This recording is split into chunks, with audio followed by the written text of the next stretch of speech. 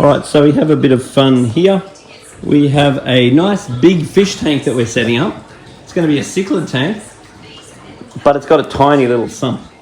So what we've just done is filled the sump up and filled the tank up, and the water is currently pumping from the bottom up to the top.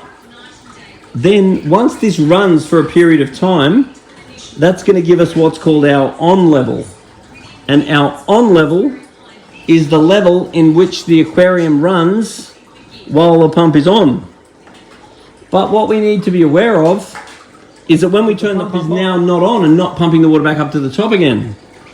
Now this is going to be a very challenging experience because the sump's so small and it only holds a very small amount of water.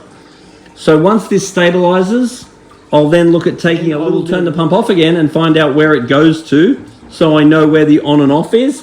Once I'm confident with the on and off, it's really good to mark with a texter what's on. And it's a really simple rule. When you're playing with your fish tank, don't fill it up above on if it's on. Otherwise, when you turn it off, when the water from the top goes down to the bottom again, it might overflow. And that's not as fun as you think. The other thing is that the water is going to evaporate out. And this is quite a big tank. So a lot of water is going to evaporate. And basically all the water is going to evaporate out of that tiny little sump there, which means in a day, you'll probably need refilling.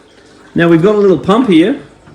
So if we just get a container, put the container next to the tank and plug the pump into the switch.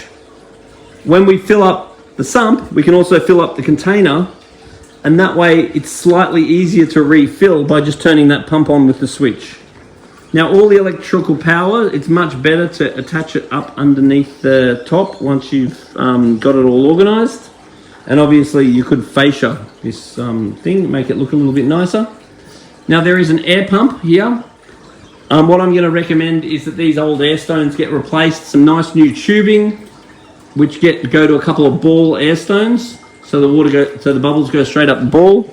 Now there's a nice big power head in the back there, which has got a controller down here, and that's pumping the water that way. And then we have a pump here pumping the water this way. So at this point we're going to get this sort of water flow, which should be quite cool. Then we've got an overflow box, which takes the water back down into the sump. Inside the sump, we've got some mechanical media. This mechanical media is going to get dirty with time. We're just going to chuck that out. And then it's got a whole lot of biological media, old school biological media. And this needs to be cleaned in water from the fish tank, not water from the tap. So over a period of time, if you notice that's dirty, I would say at least once, if not twice a year, then you want to pull that out, give it a clean in water from the tank, and then throw that water away. It's really good for the garden. So evaporation is going to be a thing.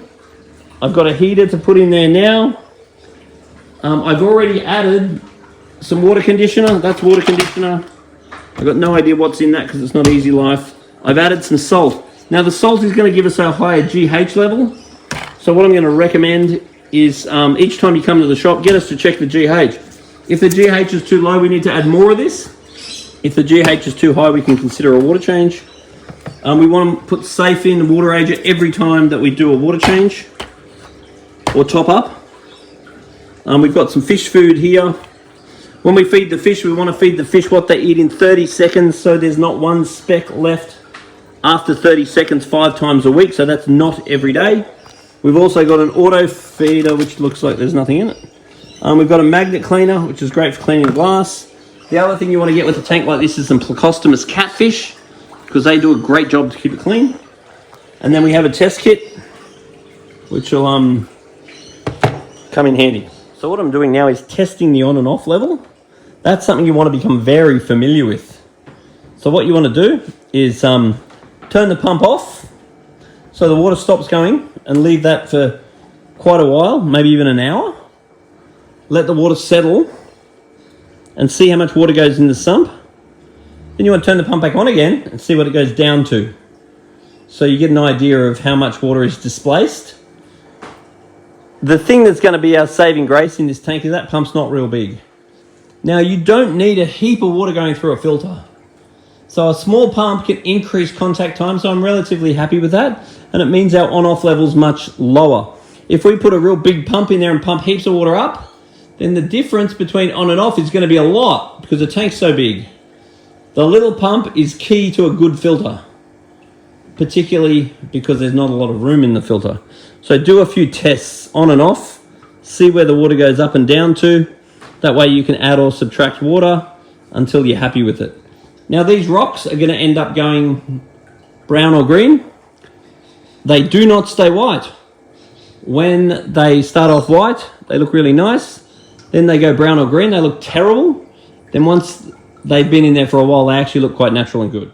The best bits of advice I can give is that every time you're about to buy a fish, bring a sample of water and a little video down to see us at Majestic Aquariums. The reason why we want to do that is that we can make sure the water's okay before you take new fish.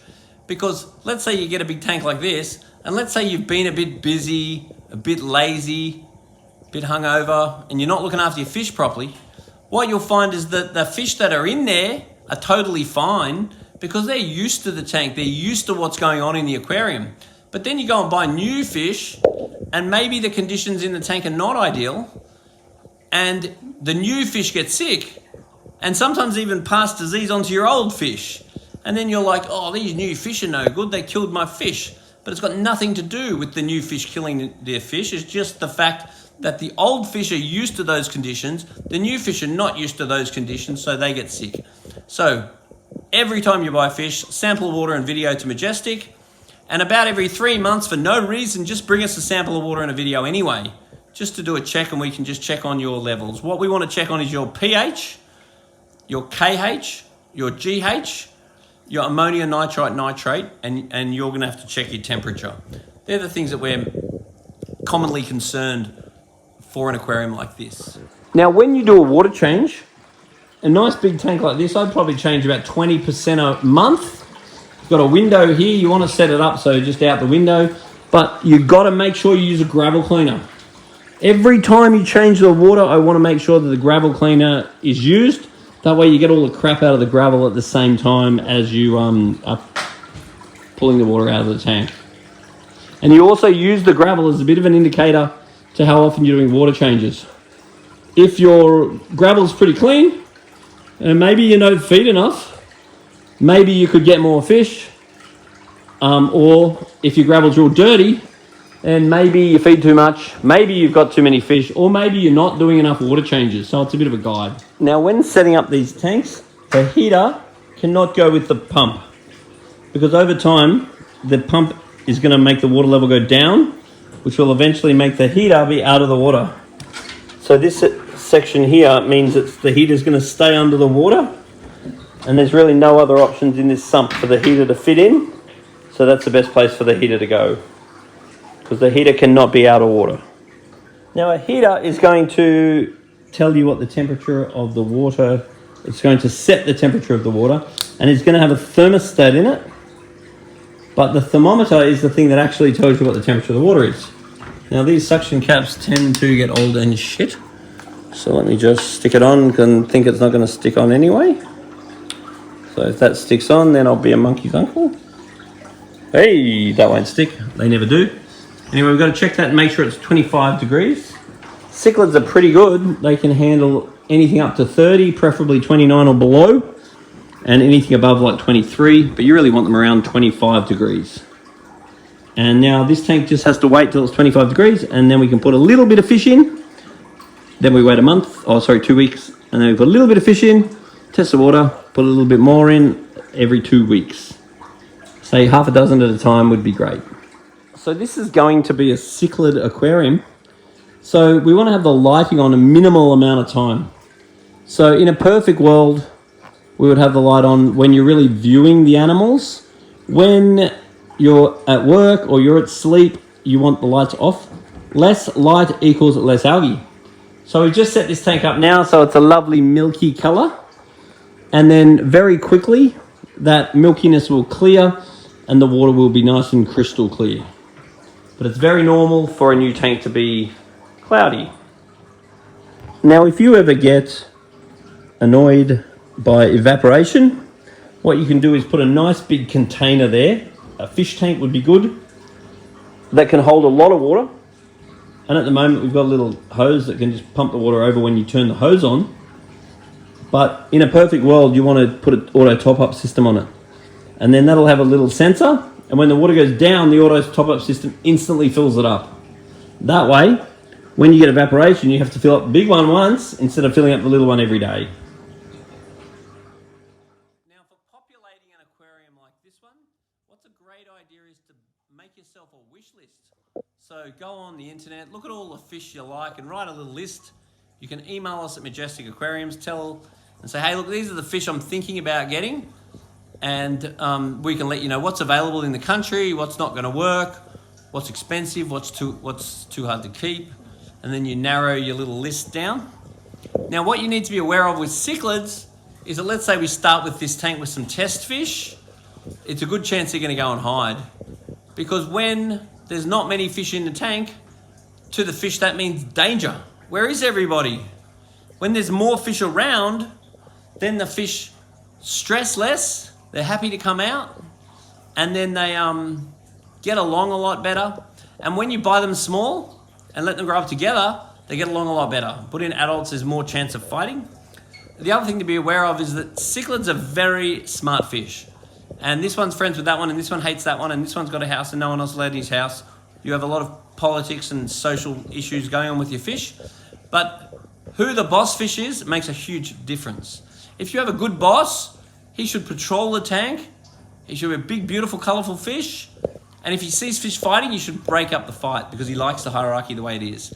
If you get a boss that just chases one fish all the time, you got to get rid of Adolf. Otherwise, Adolf will one at a time knock all your fish off.